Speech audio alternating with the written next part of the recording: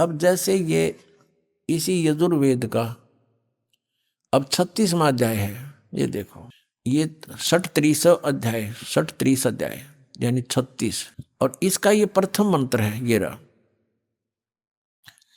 इसमें ये लिखा है रचम वाचम प्रपदे मनो यजु प्रपदे, ये यजु शब्द लिखा है। अब ये है यजुर्वेद के विषय में, और इसका कोई अर्थ कर दे वो गलत करेगा, इसका यजुर्वेद ही लिखना पड़ेगा यो, जैसा कि इस महर्षि ने ये ठीक किया। यहां पर ये है यजु, इसका यहां अनुवाद किया है, वहां मूल पाठ था। ये देखो, ये यजु शब्द है और इसका यजुर्वेद लिखना पड़ा, ये सही अर्थ बना। यहां पर यदि इस यजु का अर्थ कर देते यज्ञ स्तुतियों का संग्रह, तो के बेराव का के है संग्रह, यज्ञ स्तुतियां लिख दे इसकी, यज्ञ स्तुति, तो यजु का अर्थ यहां लिखना पड़ेगा कि वह है यजुर्वेद के बारे में कहा जा रहा है। तो ठीक जहां इन्होंने कवि कर दिया उसको हमने कबीर देव कर पढ़ना पड़ेगा, कबीर देव लिखना था। देखो हम फिर आते हैं वही 5वें अध्याय के 32वें श्लोक में,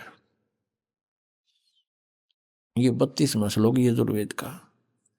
अब यहां इसने जो कवि कर दिया, यहां लिखना था वो कबीर देव है, बस वो कबीर देव लिख देते, हम कबीर देव कहने लगे। देव को परमेश्वर, देव का अर्थ परमेश्वर होता है, तो यहां लिखना था वो कबीर देव हैं।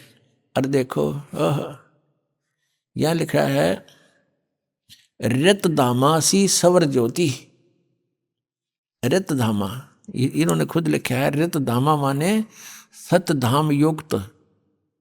हम सतधाम कहो, सतलोक कहो इसको, ये सतलोक रतधामा नो कारण ये फलाना, रतधामा माने सतलोक वाला, सतलोक का निवासी, वो कहते हैं ये फलाने गांव का है, हाँ यो फलाना वो गांव का है।